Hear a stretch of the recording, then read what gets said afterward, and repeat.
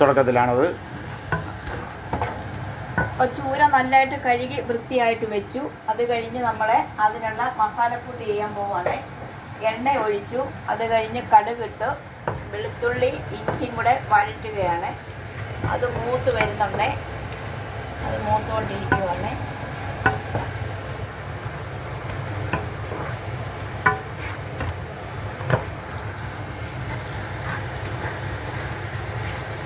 നോക്കട്ടെ. അത് മൂത്ത് വരുന്ന സമയത്ത് നമ്മുടെ 1/2 സ്പൂൺ ഉലുവാപ്പൊടി ഇടണം.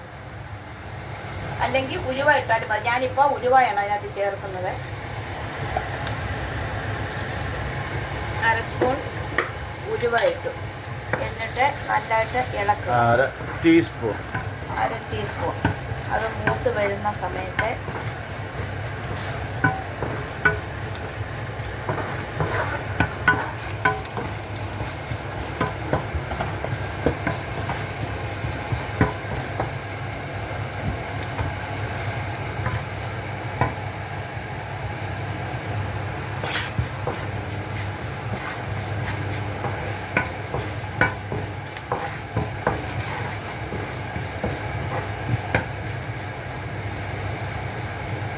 ഇവിടെ കൂടുതൽ 3 കാര്യങ്ങളാണ് ചെയ്യുന്നത്. നമ്മളൊന്ന് ബീഫ് ഫ്രൈക്കുള്ള ബീഫ് തന്നുകൊണ്ടിരിക്കുകയാണ്. അതിന് ശേഷമാണ് അത് ഫ്രൈ ആക്കുന്നത്.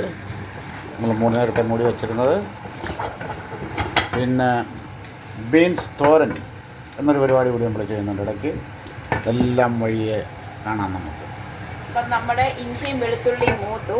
അതിലേക്ക് നമ്മളെ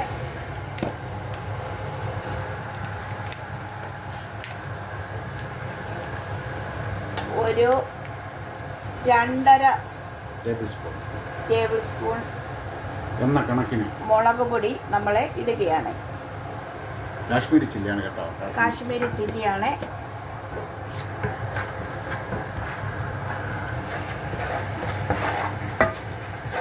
ഇട്ടു. അതിലേക്ക് നമ്മൾ 1 സ്പൂൺ മല്ലിപ്പൊടി,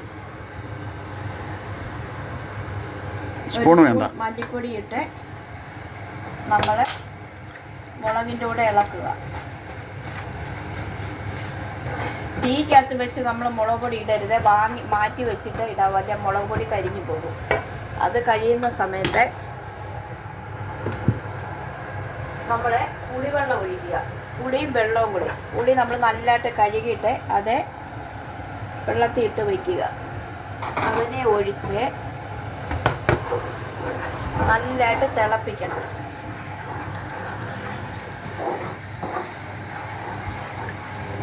ഉപ്പും ആ കൂട്ടത്തിൽ നമുക്ക് ഇട്ട് കൊടുക്കാം. പരുവത്തിന് ഉപ്പ്.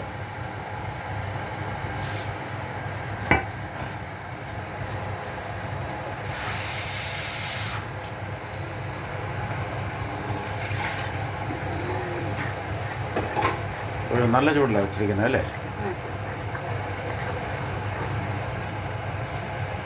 നല്ല ചൂടി വെച്ച് അത് തിളയ്ക്കണം. മസാല നല്ലതായിട്ട് തിളയ്ക്കണം.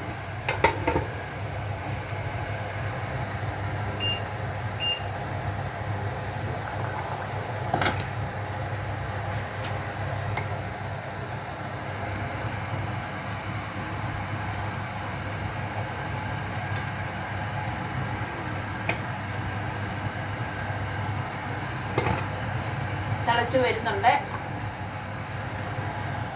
തിളച്ച് വരുന്ന സമയത്ത് നമ്മുടെ മീനിൻ്റെ കാര്യത്തിലേക്ക് കിടക്കാം.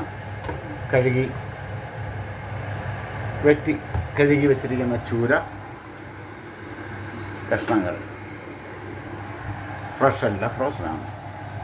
ഫ്രഷ് മാതിരി ഇരിക്കും. ഇവിടെ നമുക്ക് ഫ്രഷ് കിട്ടത്തില്ല, ഫ്രോസനാണ്. അത് കാരണം നമ്മളത് പാക്കറ്റിലാണ് അത് വാങ്ങിച്ച് നമ്മൾ പിന്നെ കഴുകി വൃത്തിയാക്കി വെച്ചിരിക്കുന്നതാണ് ഈ മീൻ. നല്ല പീസാണ്. നാട്ടിലെ പോലെ നമുക്ക് ഫ്രഷ് കിട്ടത്തില്ല. പിന്നെ ഫ്രോസൺ ആണെങ്കിലും കുഴപ്പമില്ല. നല്ല കറിയാണ് മീൻ വെച്ചാൽ. അപ്പം നമ്മുടെ മസാലക്കൂട്ട് തിളച്ചു. അപ്പം നമുക്കതിലേക്ക് മീനിടാം.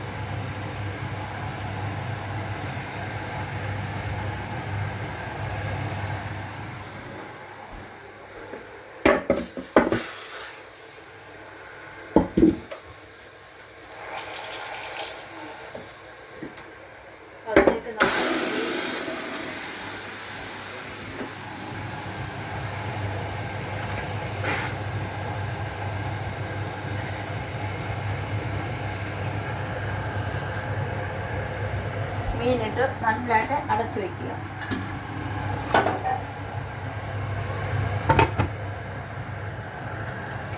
അപ്പോൾ അവൻ തിളച്ച് ഒരു 20 മിനിറ്റോളം ഞാൻ വയ്ക്കും നല്ലതായിട്ട് വേകാൻ.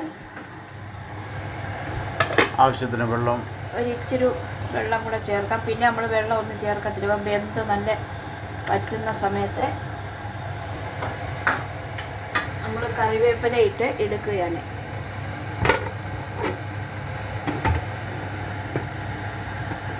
അപ്പം മീൻകറി അങ്ങനെ ഏതാണ്ട് റെഡിയായിക്കൊണ്ടിരിക്കുകയാണ്.